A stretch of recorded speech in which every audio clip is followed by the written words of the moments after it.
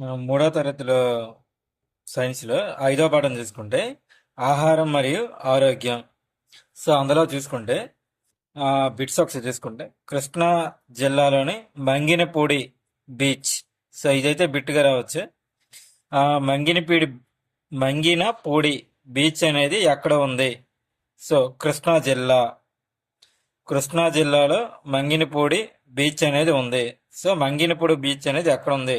కృష్ణా జిల్లాలో ఉంది అని బిట్ రావచ్చు. ఆహారం ఆరోగ్యం పేరులో ఇక్కడ ఒకసారి చూసుకుంటే ఆ నా పేరు సాంబా, నాది కర్నూలు. నేను చిరుధాన్యాలతో చేసిన ఆ రొట్టెలను తింటున్నాను అని ఇక్కడ ఉంది. నెక్స్ట్ నా పేరు రఫీ, నా ఊరు కాకినాడ, చేపల కూర అన్నం తింటున్నాను, సముద్రం మాకు దగ్గరగా ఉంది, చేపలు రొయ్యలు దొరుకుతాయి. ఇక్కడ ఈవిడ నా పేరు సోను, మాది శ్రీకాకుళం, నేను అంబలి తాగుతానని ఉంది. సో మన ఇక్కడ ఇక్కడ ఒకసారి ఇవి చూసుకుంటే కర్నూలు జిల్లాలో చిరుధాన్యాలు అనేవి ఎక్కువగా పంటాయి. అంటే రొట్టెలు ఎక్కువగా ఎక్కడ తింటారంటే కర్నూలు. ఆ, చేపల కూర ఎక్కువగా ఎక్కడ తింటారు? సముద్ర ప్రాంతాలు. సో కాకినాడ. శ్రీకాకుళంలో ఎక్కువ ఏం తాగుతారంటే అంబలి. సో మనకి ఇక్కడ జతపరచడంలో కూడా తప్పు ఒప్పులు అని ఉంటాయి కదండి, అలా అడగచ్చు. లేదా జతపరచడంలో కూడా అడగచ్చు. అంటే కర్నూలు ఆపోజిట్లో ఇవ్వచ్చు చిరుధాన్యాలు, రొట్టెలు, చేపల కూర ఇలా ఇవ్వచ్చు. సో శ్రీకాకుళంలో అయితే అంబలి. చిరుధాన్యాలు ఎక్కువగా, రొట్టెలు ఎక్కువగా ఎక్కడ తింటారంటే కర్నూలు. సో రొట్టెల పండుగ అని కూడా కర్నూలు జరుపుకుంటారు, ఆవిడ మీకు తెలిసిందే.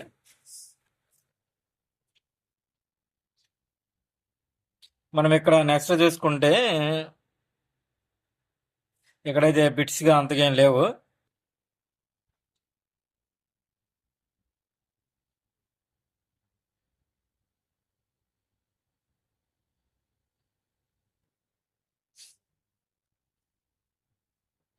ఇక్కడ మన మొక్కల్లో వివిధ భాగాలను మన ఆహారంగా తింటాం. కొన్ని మొక్కలు ఆకులు, ఆ కాండం, పుష్పాలు, పండ్లు, విత్తనాలు, వేర్లను కూడా మనం తింటామని ఉంది.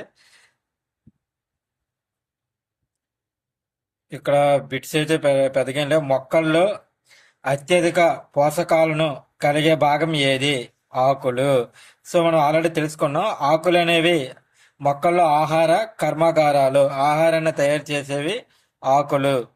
సూర్యరశ్మి, నీరు, గాలిని ఉపయోగించుకొని ఆహారాన్ని తయారు చేస్తే ఆకులను మనం ఆల్రెడీ తెలుసుకున్నాం. సో మొక్కలలో అత్యధిక పోషకాలను కలిగే భాగం ఏదంటే ఆకులు. నెక్స్ట్ అదేవిధంగా మనకి చెరుకు నుండి ఇక్కడ ఏవేవో లభిస్తే ఇక్కడ తెలపడం జరిగింది. చెరుకు నుంచి అయితే చక్కెర, బెల్లం లభిస్తాయని కూడా ఇక్కడ తెలపడం జరిగింది. మనం ఇక్కడ చూసుకుంటే కొన్ని ఇక్కడ ఫొటోస్ అయితే ఇవ్వడం జరిగింది. వాటిలో మనం తినే వస్తువులు ఉన్నాయి. సో ఇక్కడ అరటి పువ్వు, అరటి, కాలీఫ్లవర్. సో ఇవేంటి? పువ్వులు. అంటే ఇక్కడ మనం ఇందులో పుష్పాలను మనం ఆహారంగా తీసుకుంటామని చెప్పడం జరిగింది. అంటే ఇక్కడ బిట్ ఎలా ఇవ్వచ్చు అంటే కాలీఫ్లవర్లో మన ఆహారంగా తీసుకునే భాగం ఏది? సో ఏది? పుష్పము. సో మనం ఇక్కడ ఎలా తీసుకోవచ్చు? మన ఎక్కువగా తినే పుట్టగొడుగు. పుట్టగొడుగు అనేది ఏదంటే అది ఒక శిలీంధ్రం. ఇది ఎక్కువగా పోషకాలు కలిగి ఉంటుంది. పుట్టగొడుగు అనేది ఏంటి? ఒక శిలీంధ్రము. బిట్ ఏంటి? పుట్టగొడుగు అనేది ఒక డాష్. అంటే శైవిలమా, శిలీంధ్రమా, మొక్క, లేకపోతే ఏదైనా పండ. చూసుకుంటే పుట్టగొడుగు అనేది ఏంటంటే శిలీంధ్రం. అదేవిధంగా మనకి ఇక్కడ జీడిపండు ఇచ్చారు. జీడిపండులో మనం ఏ భాగాన్ని తింటాము? సో జీడిపండులో మనం తినే భాగం ఏంటి? విత్ విత్తనం. పండు కింద చిన్న తొడిమిలాగా ఉంచేసారా, ఇది విత్తనం. విత్తనాన్ని మనం జీడిపప్పు తింటాం కదా. సో జీడిపండులో మనం ఏ భాగాన్ని ఆహారంగా తీసుకుంటామంటే విత్తనాన్ని తింటాము. సో ఇక్కడ బిట్స్ చూసుకుంటే పుట్టగొడుగు అనేది ఒక శిలీంధ్రం. జీడిపండులో ఏ భాగాన్ని మనం ఆహారంగా తీసుకుంటామంటే విత్తనాన్ని. అదేవిధంగా వేరుశెనగ, నువ్వులు, ఆవాలు, సూర్యకాంత, ఆలివ్ విత్తనాల నుంచి మనం నూనెలు పొందగలం. సో ఇవన్నీ కూడా నూనెకి సంబంధించిన విత్తనాలు. వేరుశెనగ, నువ్వులు, ఆవాలు ఇవన్నీ కూడా మనం నూనెని తయారు చేసుకోవచ్చు. సో ఇక్కడ చూసుకుంటే ఇక్కడ బిట్స్ ఏం పెద్దగా లేవు. తేనెటీగలు పూల నుంచి ఏం సేకరిస్తాయి? మకరందం. ఈ కింది వాటిలో మకరందాన్ని సేకరించేవి ఏవి? సో తేనెటీగలు.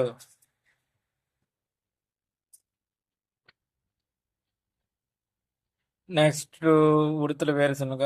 పెద్దగా ఇక్కడ ఏం బిట్స్ లేవు. నెక్స్ట్ పాఠం చూసుకుంటే నీరు ప్రకృతి వరము. నీరు అనేది మనకు ప్రకృతి వరం. అందరూ ఒకసారి ఆ, చూద్దాం బిట్స్ ఏమేమి ఉంటాయో. ప్రపంచ జల దినోత్సవం మార్చి 22. ప్రపంచ జల దినోత్సవం ఇది బిట్టుగా రావచ్చు. ప్రపంచ జల దినోత్సవం అనేది ఎప్పుడు జరుపుకుంటారంటే మార్చి 22. ప్రపంచ జల దినోత్సవం మార్చి 22 జరుపుకుంటారు.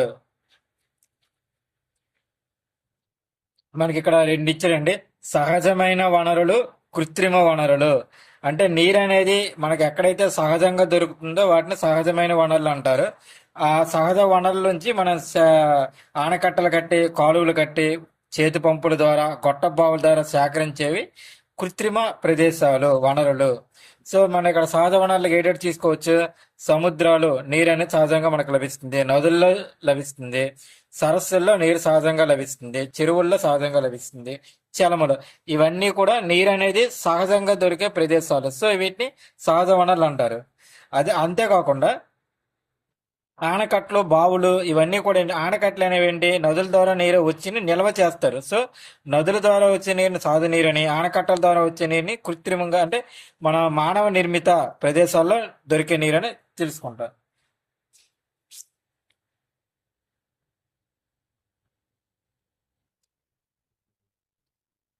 మనకి ఇక్కడ చూసుకుంటే నీరు అనేది ఆ,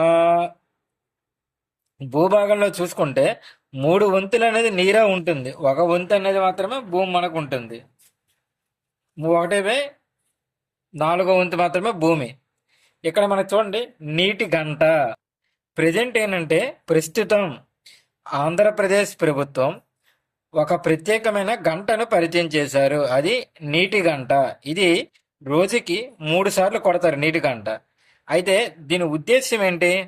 విద్యార్థులను తగినంత నీరు తాగేలా చేయడం, తద్వారా విద్యార్థులు నిర్జలీకరణకు గురి కాకుండా చూడటం, ఆరోగ్యంగా ఉండటం.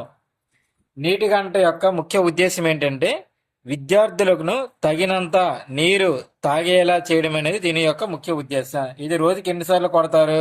3 సార్లు మోగుతుంది నీటి గంట. సో దీని యొక్క ముఖ్య ఉద్దేశం ఏంటి? విద్యార్థులకు తగినంత నీరు తాగేలా చేయడం, విద్యార్థులు నిర్జలీకరణకు గురి కాకుండా చూసుకోవడం. సో నెక్స్ట్ ఇక్కడ ఏంటంటే బిట్స్ అయితే పెద్దగా ఏం లేవు. నెక్స్ట్ చూసుకుంటే ఇక్కడ ఏం లేవు. నెక్స్ట్ పాఠం ఏంటంటే మన ఇల్లు. మన ఇల్లులో పెద్ద బిట్స్ ఏమైనా చూసుకుంటే ఆ, పెద్దగా ఏం లేవు బిట్స్ అయితే ఇక్కడ. చూద్దాం.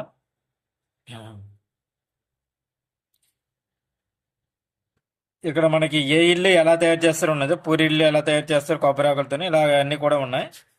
ఆ, ఎక్కువగా ఇక్కడ చూసుకుంటే రాతితో కట్టిన ఇల్లులు ఎక్కడ ఎక్కువగా కనిపిస్తాయంటే రాయలసీమ జిల్లాలలో. ఇక్కడ మనం చూసుకోవచ్చు రాతితో కట్టిన ఇల్లులు ఎక్కువగా ఎక్కడ కనిపిస్తాయి? రాయలసీమలో. అది ఒక బిట్ అయితే పడచ్చు. నెక్స్ట్ గుడారాలు ఏ గుడ్డతో తయారు చేస్తారు? అది క్యాన్వాస్. క్యాన్వాస్ గుడ్డతో గుడారాలను తయారు చేస్తారు. ఇవి సంచార జాతులు జీవులు. అంటే ఒక చోట ఇంకో చెట్టుకు ఎప్పుడు బతుకు తెరువు కోసం తిరిగే వాళ్ళు ఎక్కువగా గుడారాలు నిర్మించుకుంటారు. మిలిటరీ సైనికులు, సర్కస్లో పనిచేసే వాళ్ళు ఎక్కువగా గుడారాలు నిలిచి, వీళ్ళు గుడారాలను దేంతో తయారవుతాయి? క్యాన్వాస్ గుడ్డతో. నెక్స్ట్ రాతి ఇల్లు ఎక్కడ ఎక్కువగా ఉంటాయంటే రాయలసీమ. అయితే ఇక్కడ కచ్చా ఇల్లు. కచ్చా ఇల్లు అంటే ఏంటి? మట్టి మరియు గడ్డితో నిర్మించబడిన ఇల్లును కచ్చా ఇల్లు అంటారు.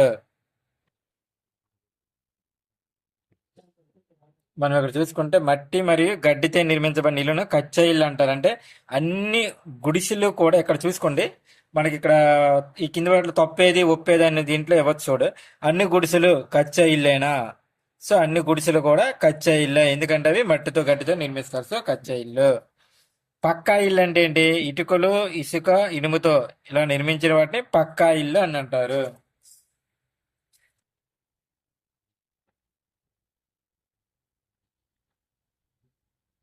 మనకి ఇక్కడ చూసుకుంటే క్రూర మృగాలైన సింహం, ఎలుగుబంటి ఇవన్నీ కూడా గుహల్లో నివసిస్తాయి. ఉడితలు, కుందేలు ఇవన్నీ కూడా బొరియల్లో నివసిస్తాయి. ఇక్కడ బిట్స్ లేవు. పక్షుల నివాసాన్ని ఏమంటారు? గూడు అంటారు. అయితే ఇక్కడ ఏ పక్షి ఎలా గూడు కట్టుకుంటుందో ఒకసారి ఇక్కడ ఇచ్చారు చూద్దాం. ఆ, పిచ్చుక అగ్గి పుల్లలు, అది గడ్డి, ఆకులు, పత్తిని గూడు కట్టుకోవడానికి ఉపయోగిస్తుంది. నెక్స్ట్ వడ్రంగి పెట్ట ఏం చేస్తుంది? కింది వాటిలో ఏ పెట్ట చెట్ల కాండానికి పెద్ద తొర్రలు చేసి తన నివాసాన్ని నిర్మించుకుంటుంది? ఆన్సర్ ఏంటి? వడ్రంగి పెట్ట. చెట్ల కాండానికి పెద్ద తొర్రలు చేసి తన నివాసాన్ని నిర్మించుకునే పక్షి ఏది? వడ్రంగి పెట్ట. నెక్స్ట్, ఈ కింది వాటిలో గడ్డి, కర్ర పొలాలను ఉపయోగించి తన గోళ్లను కట్టుకుంటుంది? గిజిగాడు. ఇక్కడ మనం చూసుకుంటే తేనెపట్టు, సాలుగూడు, పట్టుపురుగు బొమ్మలు అయితే ఇవ్వడం జరిగింది. ఆ కుక్కలు అనేవాళ్ళు, కుక్కలు ఇంటి ఇక్కడ చిన్న గూడులా కడతాం కదా, దాన్ని ఏమంటారంటే కెన్నెలు అంటారు. కెన్నెల్లో నివసిస్తాయి. ఇక్కడ పెద్దగా ఏం బిట్స్ అయితే లేవు. సో మన పాట ప్రతి టెక్స్ట్ బుక్ చివరిన చూసుకుంటే భారత రాజ్యాంగం పౌర విధులు, విధులు ఎన్ని అంటే 11 విధులు. ఏ మనకి ఏ ఆర్టికల్ ప్రకారం వస్తున్నాయి అంటే 51లోనే ఏ 51లో ఏ ఆర్టికల్ ప్రకారం విధులు, విధులన్నీ 11. ఏ ఆర్టికల్ 51లోనే ఏ. అదేవిధంగా విద్యా హక్కు చట్టం ఏంటి ఎప్పుడు వచ్చిందంటే, విద్యా హక్కు చట్టం ఎప్పుడు అంటే 6 నుండి 14 సంవత్సరాల వయస్సు ఉన్న బాలబాలికలందరూ కూడా ఉచిత నిర్బంధ ప్రాథమిక విద్య అభ్యసించాలి. ఈ విద్యా 2010 ఏప్రిల్ 1లో మనకి ఇది అమల్లోనికి వచ్చింది. నెక్స్ట్ ఇక్కడ లెసన్స్ చూసుకుంటే ఊరికి పోదాం, నెక్స్ట్ మాట్లాడుకుందాం, ఆటలు, వినోదం, దిక్కులు, మూలలు, దాని గురించి నెక్స్ట్ రివైజ్ చేసుకోవడం. ఒకసారి అన్ని ఏ పాఠంలో ఏ బిట్స్ మనకి వస్తాయో ఒకసారి అన్ని కూడా చూద్దాం. ఆ, తుంగభద్ర నది ఈ కింది వాటిలో ఏ ప్రదేశంలో జిల్లా గుండా వెళ్తుందని చూసుకోవచ్చు.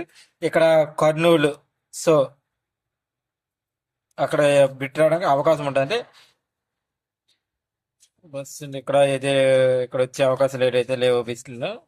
నెక్స్ట్ మనకి రోడ్ ఇక్కడ రావచ్చండి. ఇది చూడండి, రోడ్లు తయారీకి వాడే పదార్థాలను బట్టి రోడ్లు ఎన్ని రకాలు? రోడ్లు అనేవి ఎన్ని రకాలు అంటే రోడ్లు వాడే పదార్థాలు బట్టి 6 రకాలు. సో మనకి రవాణా విధానంలో ముఖ్యమైన రోడ్లు, రోడ్లు తయారీకి వాడే పదార్థాలను బట్టి రోడ్లు 6 రకాలు. ఆ ఏ రోడ్లు అంటే మట్టి రోడ్డు, గ్రావెల్ రోడ్డు, ఎర్రమట్టి రోడ్డు, సో ఇలా ఉన్నాయండి. Granite road, tar road, concrete road. So మనం రోడ్డుకి ఉపయోగించే పదార్థాన్ని బట్టి రోడ్లు ఎన్ని రకాలంటే 6 రకాలు. నెక్స్ట్ ఇక్కడ మనం చూసుకుంటే ఇక్కడ బిట్స్ అయితే వచ్చే ఎక్కడైతే లేవు. నెక్స్ట్ సైకిల్ బొమ్మ ఇచ్చాడు, పెట్రోల్ బంక్ ఇచ్చారు, సో ఇక్కడైతే లేవు. నెక్స్ట్ సిఎన్జి అంటే ఏంటంటే కంప్రెస్డ్ నేచురల్ గ్యాస్.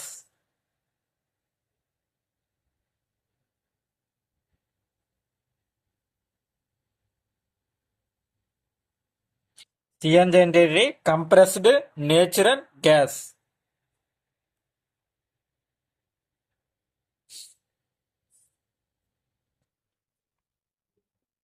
ఇక్కడ మనకి చూసుకుంటే మనకి అంటే ఇప్పుడే ప్రెజెంట్ అయితే ఇవ్వట్లేదు.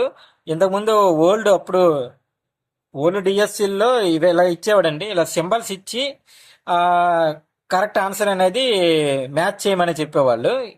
ఇలా ఒక సింబల్ ఇచ్చేవాళ్ళు, కింద ఆప్షన్స్ ఇచ్చేవాళ్ళు. ఈ సింబల్ అనేది దేనికి సంబంధించినది.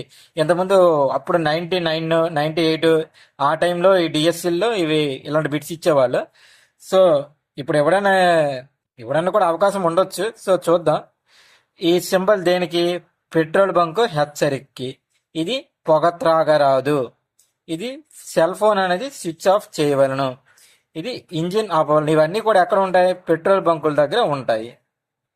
సో ఈ సింబల్ ఇచ్చి మనకి ఇది సింబల్ అనేది దేనికి సంబంధించినదని కూడా అడగడానికి అవకాశం ఉంటుందండి.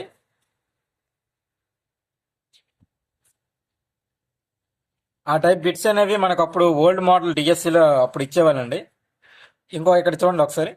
ఇతరులకు మన భావాలను, ఆలోచనలు తెలియపరిచే విధానాన్ని భావ వ్యక్తీకరణ అంటారు. అంటే ఇతరులకు మనం ఏదైతే చెప్పాలనుకుంటున్నాం, మన భావాలను ఆలోచనలను మనం ఏ విధంగా అయితే తెలియపరుస్తున్నామో ఆ తెలియపరిచే విధానాన్ని భావ వ్యక్తీకరణ అని అంటారు. అంటే ఉదాహరణ చూడటం, తల ఊపడం, కాళ్ళు చేతులు కదపడం మొదలైన శారీరక సంజ్ఞల ద్వారా మన భావాలను ఇతరులకు తెలియచేస్తాం. దీనిని భావ వ్యక్తీకరణం అంటారు. అంటే మన భావాలను వ్యక్తీకరించడము.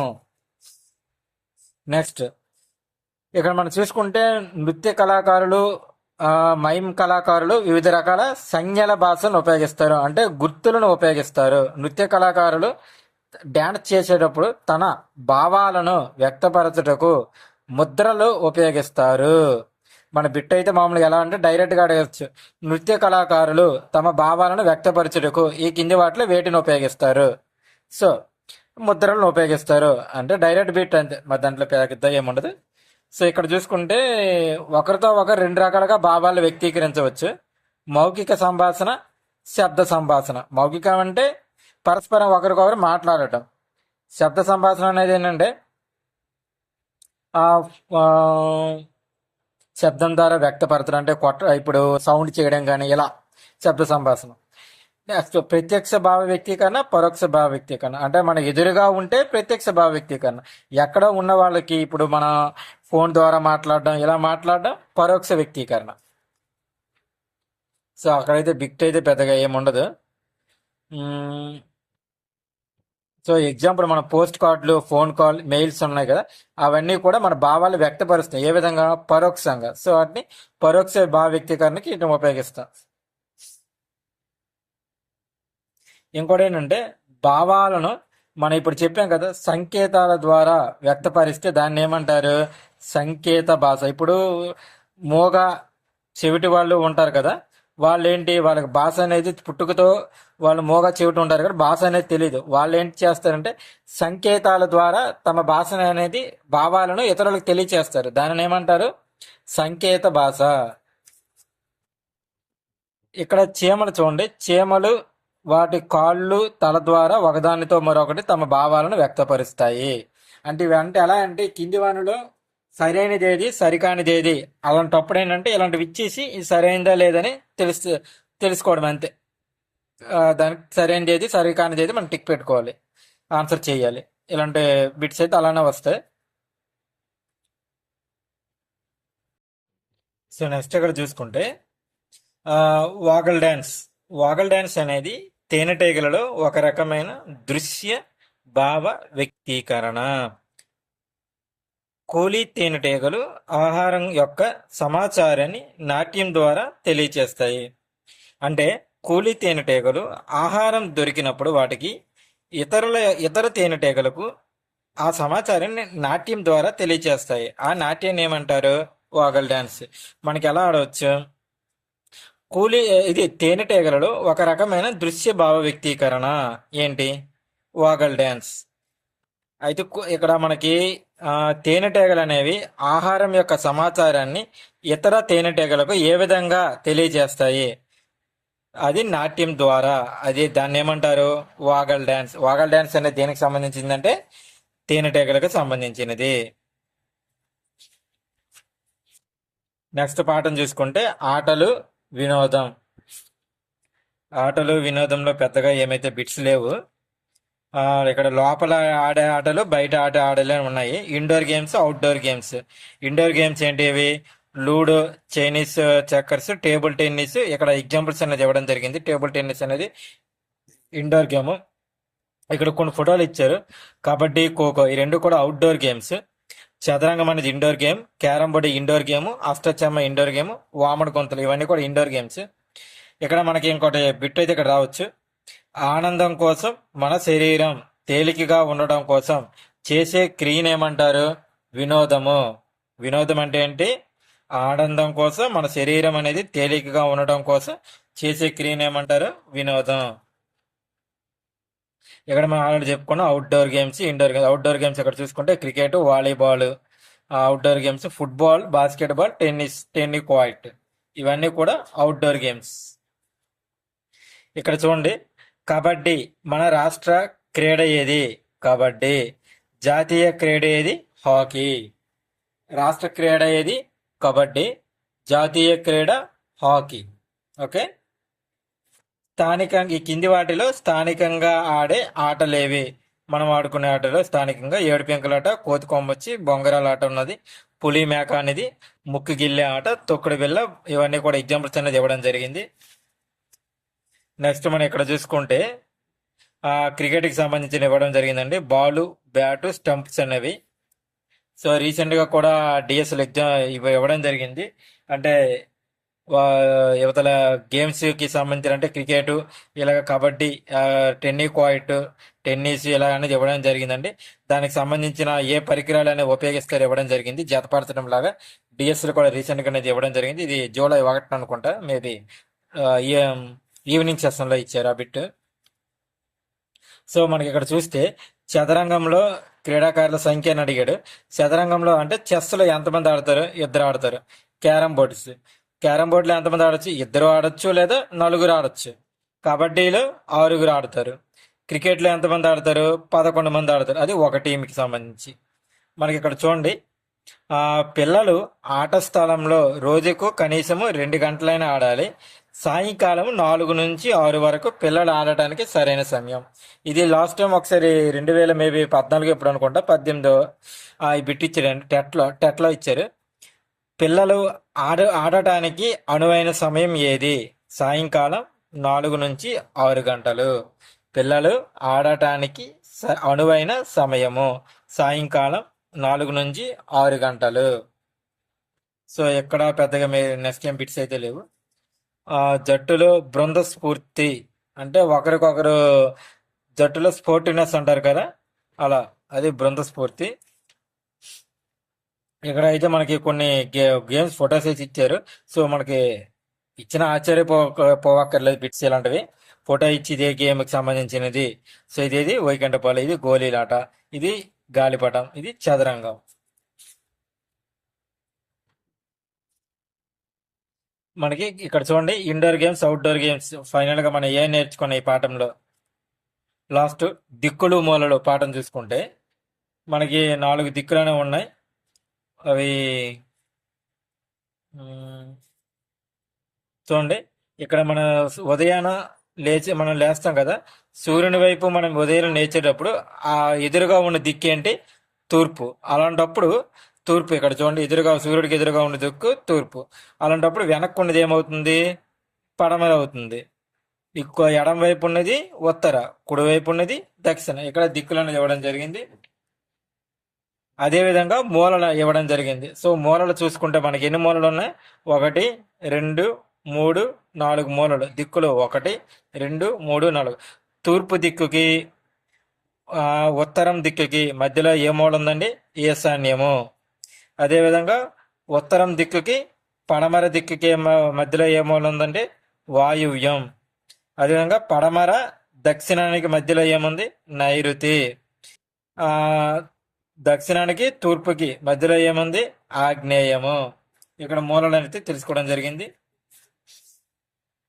మనకి ఇక్కడ చూడండి, పూర్వకాలంలో నావికులు సూర్యుడు, నక్షత్రాల, పవనాల దిశలను బట్టి దిక్కులను కనుగొనేవారని ఉంది. జిపిఎస్ ఇక్కడ మనకి ఎలా అంటే జిపిఎస్ ఫుల్ ఎబ్రివేషన్ అడగవచ్చు, జిపిఎస్ ఫుల్ డెఫినేషన్ చెప్పమని అడగవచ్చు, బిట్ అవ్వచ్చు. సో గ్లోబల్ పొజిషనింగ్ సిస్టమ్ దాని యొక్క ఇది. ఇక్కడ పెద్దగా ఏం లేవు, మనం ఇక్కడ ఆల్రెడీ చెప్పుకున్నాం కదా, ఇలా సింబల్స్ ఇచ్చి ఇది దేన్ని తెలియజేస్తుందని కూడా ఇవ్వచ్చు. చూడండి, ఇక్కడ బోర్, ఇది వాటర్ ట్యాంక్ అండి. ఇలా రెడ్ కలర్లో ప్లస్ బాగా ఉంటే దాన్ని ఏమంటారంటే మనకి ఇక్కడ దాన్ని హాస్పిటల్గా చేస్తారు. ఇక్కడ మనకి ఇక్కడ చూడండి, రోడ్డు పక్కన ఇలా ఉంటాయి కదా, స్టూడెంట్స్ నడుచుకునే దీనిలాగా ఉంటుంది. ఇదేంటంటే ఈ దగ్గరలో స్కూల్ ఉందని తెలియజేస్తుంది. మనకి గుర్తు అనేది ఏంటంటే పోస్ట్ ఆఫీస్ని తెలియజేస్తుందండి. ఇక్కడ మనకి ఇలాంటివి చూడండి, ఇక్కడ గుర్తుంది కదా, ఈ గుర్తు అనేది ఇంటిని తెలియజేస్తుంది. సో ఒకసారి చూసుకోవచ్చు. సో ఇక్కడ దీంతో 3వ తరగతి సైన్స్ అనేది కంప్లీట్ అయిపోయిందండి.